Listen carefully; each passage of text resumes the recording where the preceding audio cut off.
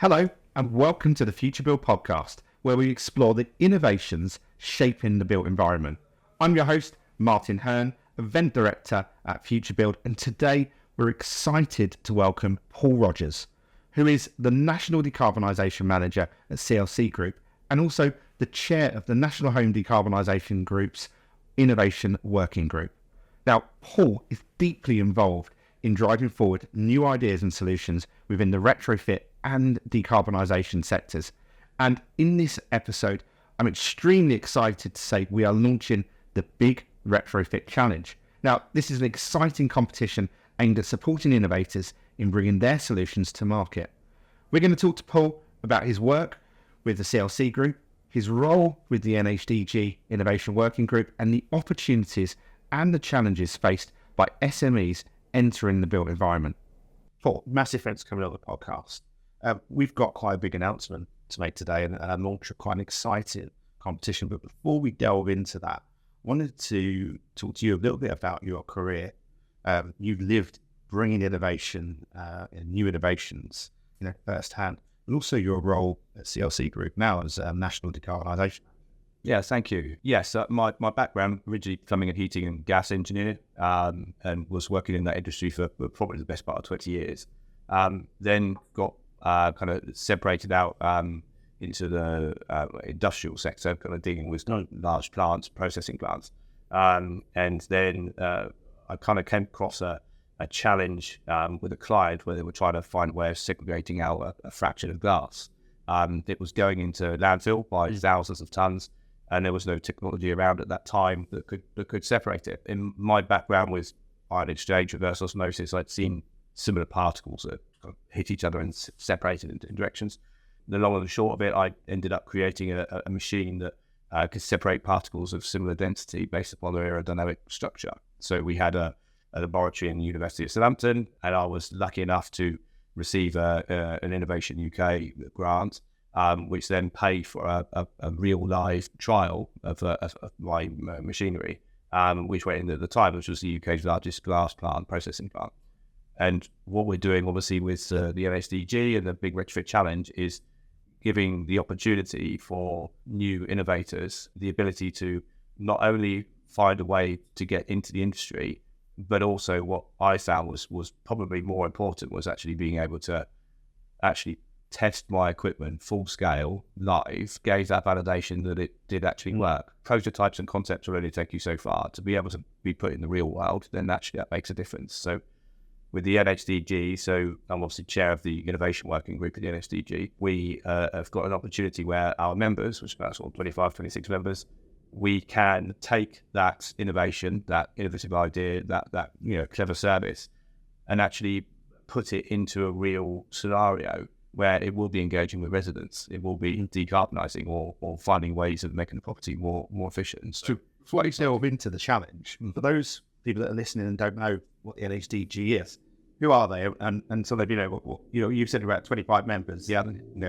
So who makes up that and what are their key goals and missions? Okay, so the NHDG, National Home Decarbonisation Group, we are a collection of tier one contractors who undertake the decarbonisation and retrofit of works across this sector, primarily in domestic properties, but there are quite a few of us members that deal with the kind of public sector buildings as well. The aim of the group really is that we have a big challenge, as we know, in this country. The best part of 27 million homes that need to be retrofitted. The public awareness of it is now there, but as a collective organisation, we have much more power. And it effectively means that there are three areas of the industry that suffer, and they're effectively policy, skills, and then innovation. And where individually are siloed kind of challenges that go across the sector, if they are silos, they won't work. We can't just deal with policy or just deal with green skills. They have to work hand in hand. So our members have come together, put our differences aside, and work very hard with government, with all parts of the sector, manufacturing, innovation, to help stimulate that and become effectively the conduits to try and get effectively these challenges done at scale. And you're chair of the Innovation Working Group.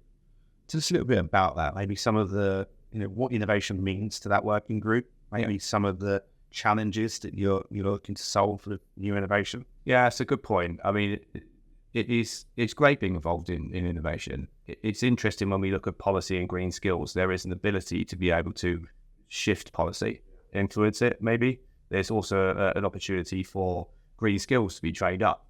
Innovation is hard because you don't know what's out there and you're asking people to come up with a better way of doing things. And we clearly can do it. We're an incredible nation of engineers and being able to create inventions. But ultimately for us as members, we want to decarbonise homes better, swifter, more effectively, efficiently, less disruption for the residents.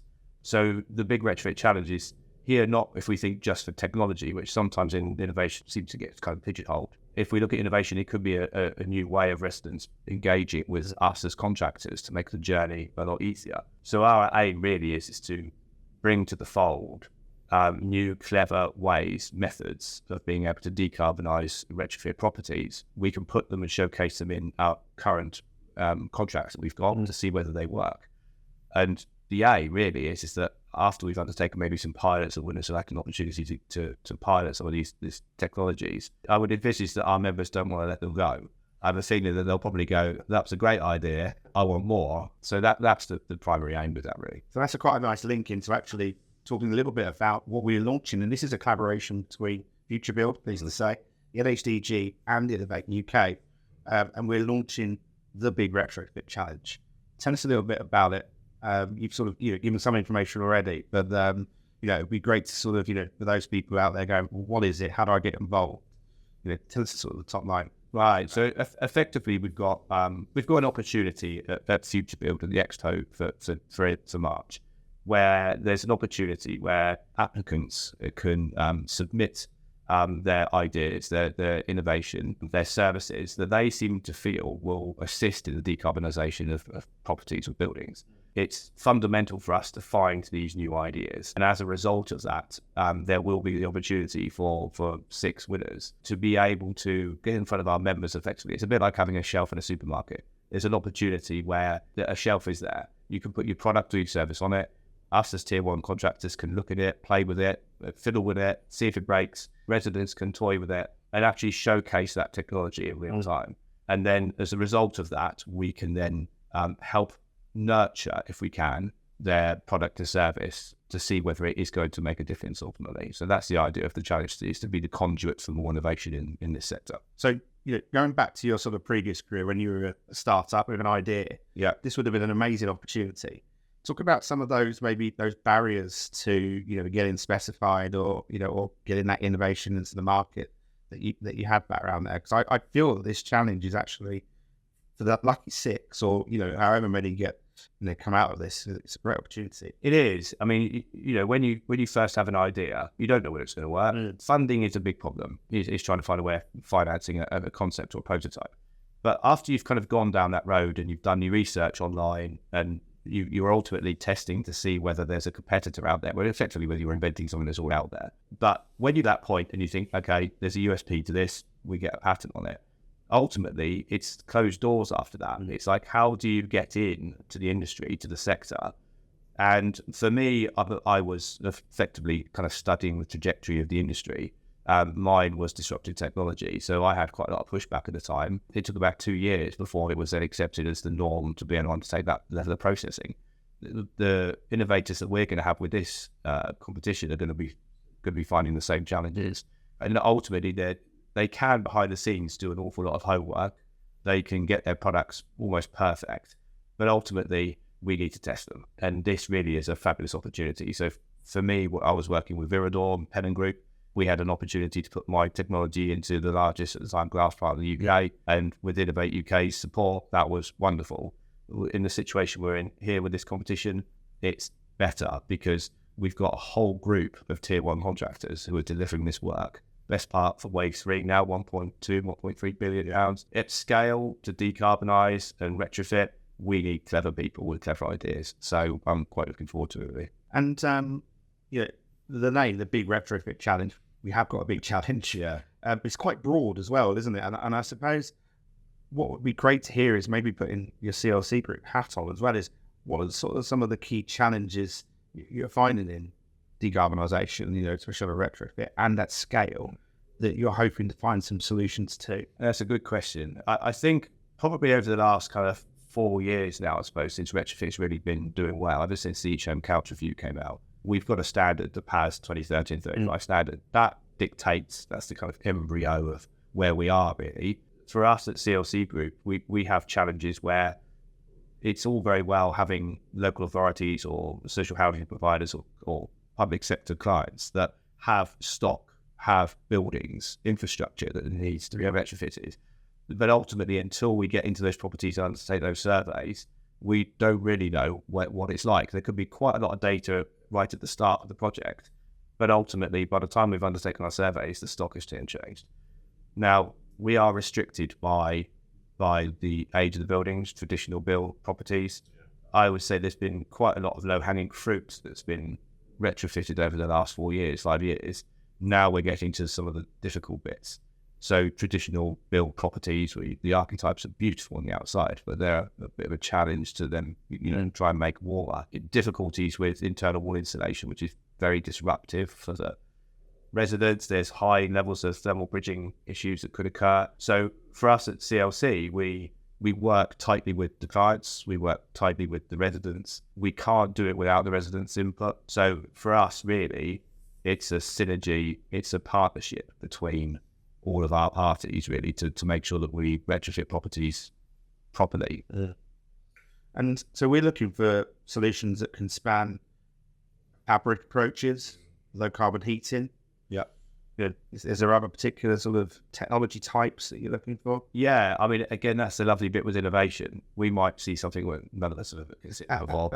It might well be that it's in a different sector, that someone's modified something to push it into this sector. The world is our oyster with that, really. We've chosen in this competition to make sure that we are not restrictive with those ideas. Innovation can sometimes feel, like I said earlier, a bit technology-based. But ultimately, if there was a clever app or a service or provider that meant that it educated residents a particular way, that kind of helped the onboarding of decarbonisation, it could be anything, really. For us as contractors, Tier 1, ultimately, we've got an obligation under these schemes to deliver as many high-quality retrofitted properties as we possibly can. That's only going to come with the flex of policy, with the increased in green skills and training, and clever bits of kit to be able to put into these properties. So good fabric measures, increasing the solar PV systems and trying to make them more efficient. Air source heat pumps are a bit of a challenge, really, with the physical size of them by the time you've got the pressurized cylinders, etc. So there's some clever thinking that needs to be done, really, but it's a great opportunity, really. I think actually keeping to that broad makes it that great opportunity. You mentioned a couple of sort of really key criteria, which one was social value, and you talked a lot there about resident engagement as well. Tell us why those are really important. It is really important. I mean, I think that if we go back a few years, I think resident engagement was kind of pushed towards the end of the process. But ultimately, we're going into somebody's home. We're going to be disrupting it and taking it apart. And at CLC, it's been an integral part of our journey to make the resident engagement the actual first thing that we kind of get involved with. Because ultimately, if they don't open the door to us and welcome us in, regardless of how clever bit kit we're going to fit, if they're not going to let us in. And ultimately, we have an obligation to the residents to make sure that we create a warmer, healthier home for them. Social value and resident engagement play probably one of the biggest parts of that journey. I mean, if we were taking a brand new bathroom or a kitchen or painting windows, bits and pieces, there's a physical thing that you can see. But with what we do with a lot of the renewables, it's kind of hidden in a cupboard in a loft space, or it's not something that they can sit back and look at and go, "Wow, those LED lights look amazing."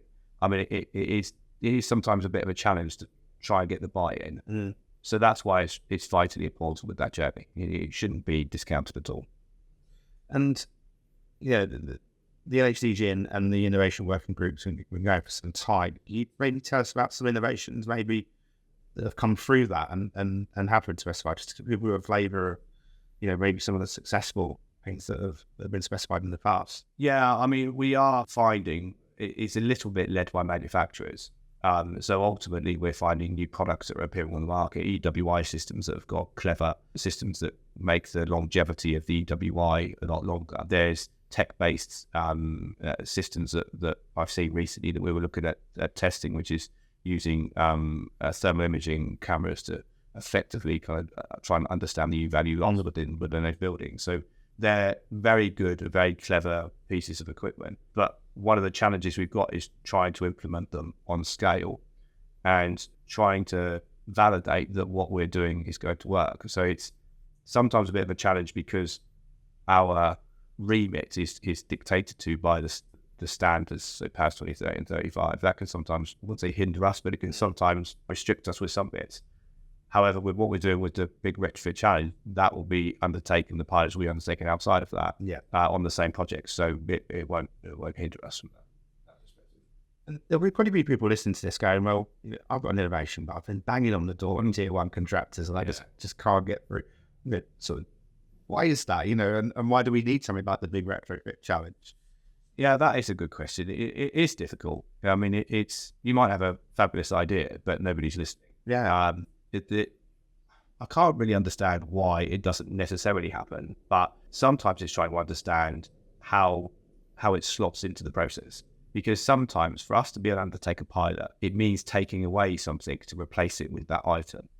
And when we're under contract, tight contracts, to install particular bits of equipment under a set of very tight regulations, to take something out that's proven to then replace it with something that's unproven, we're not allowed to do that. So it has to work on pilots. But ultimately, with the Big Retrofit Challenge, there's an opportunity here where they can speak to these tier one contractors. We are going to be very keen to see what clever, innovative ideas that are going to come forward. That, like I say, as soon as those pilots finish, that I think there's going to be quite a scrambling of members that's going to be quite keen to find new ways to bring that in. And interestingly, that then balances with social value, with innovation that we have to do for our contracts. So it ticks quite a few boxes. And the Big Retrofit Challenge is open to everyone. But we're putting a bit more of a focus on the SMEs and the scale-ups and the startups. Yeah. So that's why it's important to sort of, especially from an HDG innovation work group, to support that side of things. It's because sectors don't help the SMEs. I mean, I can vouch for that. Yeah, it is really challenging, really challenging. You come up with a really clever idea, you get an element of funding, you do a prototype, and you know that it's really good. But to turn around and then sit into a multi-million-pound company and say, this is really good, are you going to do it? And pushback, there's always a pushback.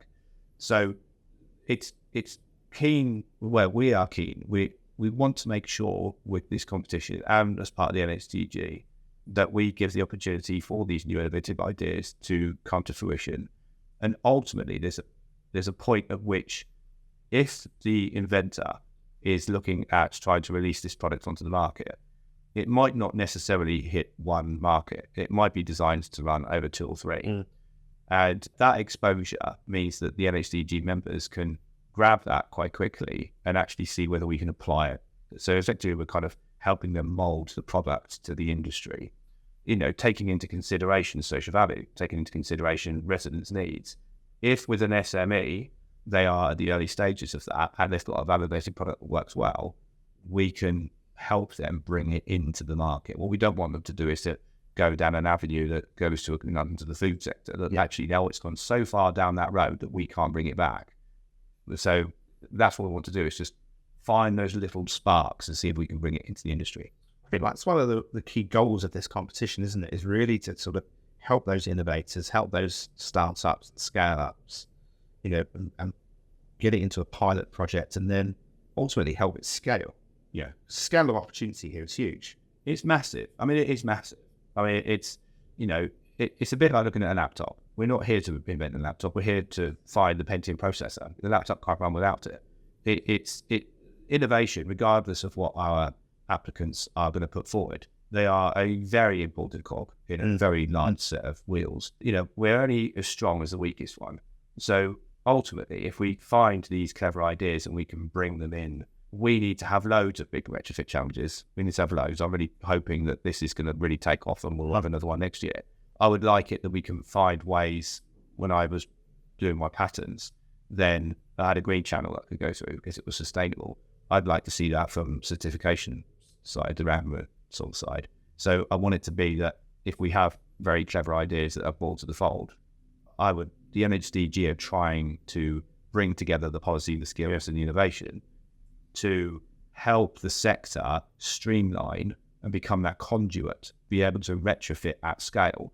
There's a lot of parties in different parts of the country and organisations and sectors, but none are actually putting them together. And I think we have a lot of excellent knowledge, skill set, very experienced tier one contractors like ourselves and Access Europe and others, to the point where we think that we can offer these innovators a proper lift up into the sector. Yeah. So for those listening, let's break the competition down into its key components. So first of all, this is a partnership between Futurebuild, the NHDG and Innovate UK. And it's a mass call for innovation basically in the retrofit market. You're looking for I'm looking for really clever ways to be able to make fabric measures better to be installed in properties. Yeah. I'm looking at more efficient ways for renewables to be applied inside properties. We're looking for ways in which residents will engage with us better, because as much as we can work quite hard at the beginning to do resident engagement and social value, there are still doors that close. So it will cover pretty much all the spectrum. Data is key. I mean, I appreciate that there's a lot of data systems out there at the moment that are measuring what's going on in a building and in a property. We're looking at obviously healthier homes as being is effectively the key factor. If we look at Awaab's law and the issues around sort of damp and mold, that there really should not be a property at all that has got damp and mold and has got these issues. And ultimately, for us to do retrofit at scale, we need clever ideas that covers everything. Fabric measures, so that's classed as the kind of primary measure.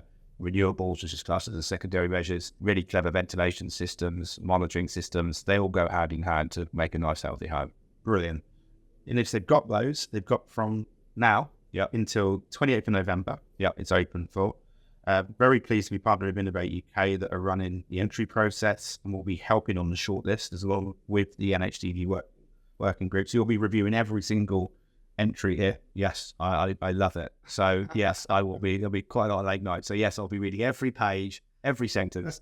So I'm going to be in the thick of it. Yeah. And then ultimately we are shortlisting 6. Yeah. And actually there's a great opportunity for that 6. Yeah. So first of all, they'll get the opportunity to pitch live at the National Retrofit Conference, which is co-located with Futurebuild. Mm-hmm. So if anyone was there last year, you would have seen that puts you in front of hundreds of people live on stage. But also the NHDG have a pavilion and a presence, and you'll be running face-to-face meetings, I believe, with your key members. Yeah, that's right.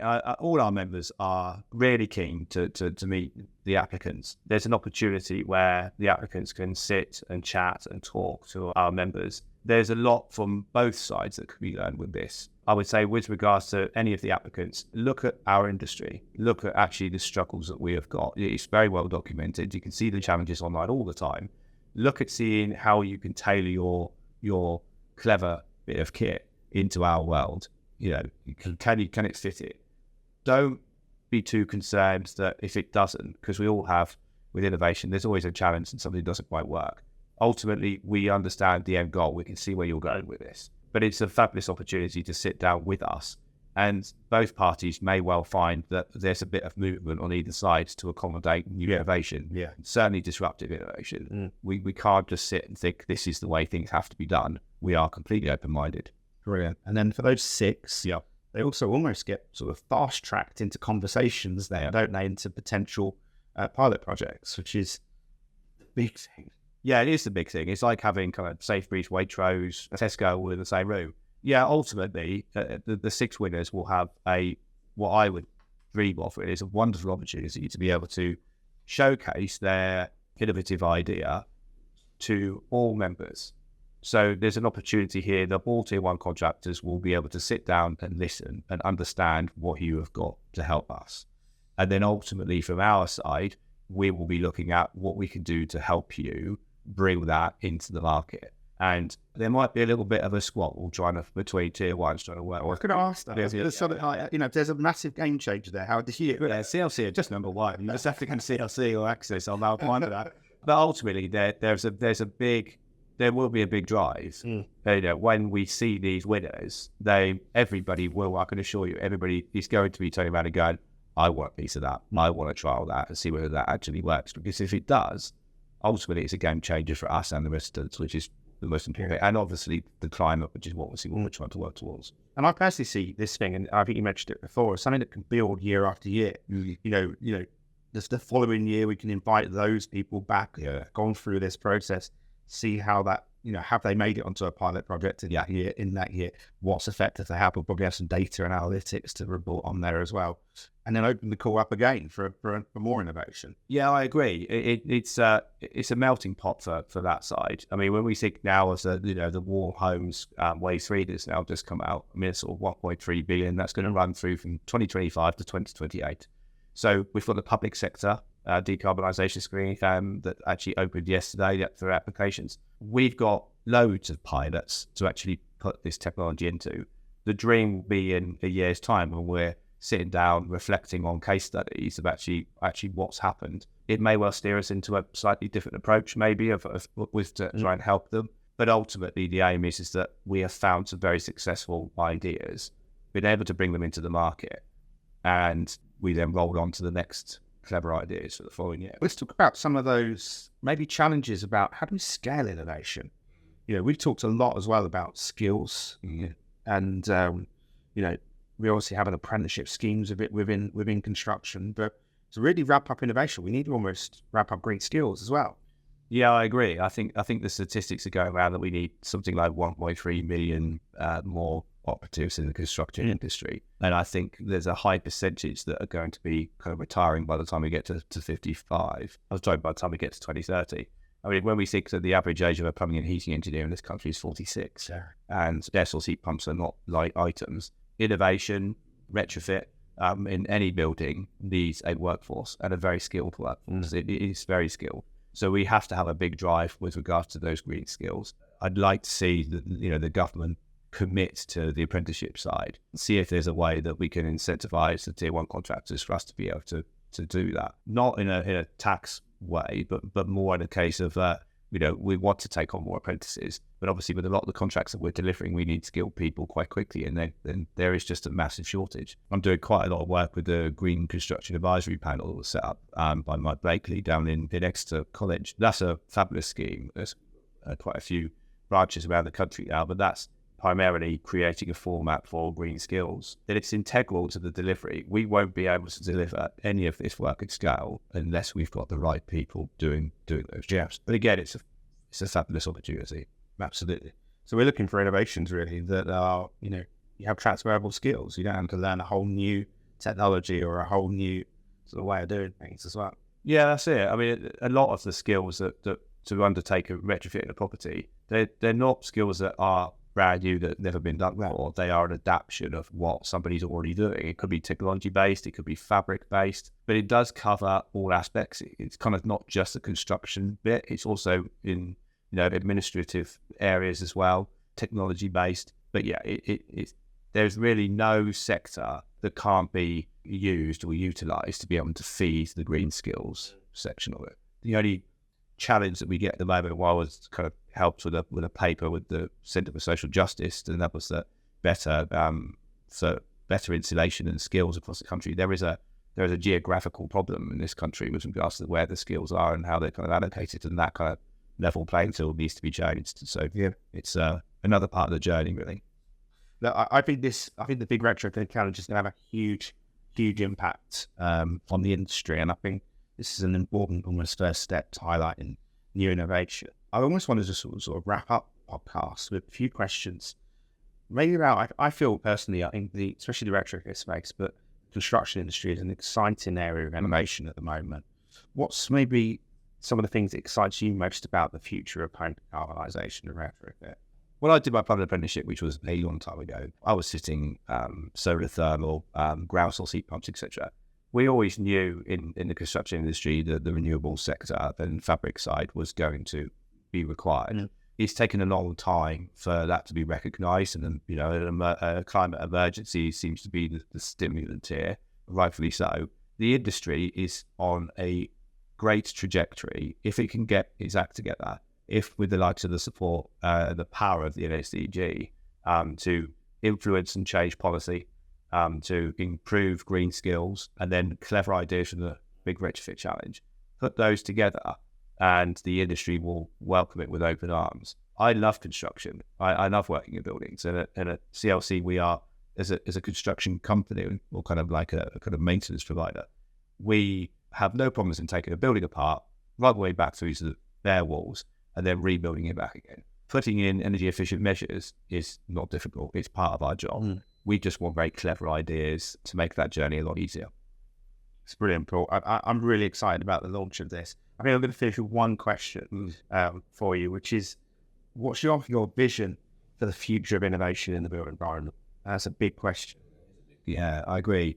I want there to be a dedicated setup, which the NHDG is without doubt plugging. I want a dedicated setup where clever people could come up with ideas and it could be fast-tracked for sustainability and decarbonisation and retrofit. I don't want it to be these clever ideas are pushed to the back burner. The NHDG in its entirety was purely set up to bring together the best of the industry to help ensure that the challenges that we've got for retrofitting all these properties can be achieved.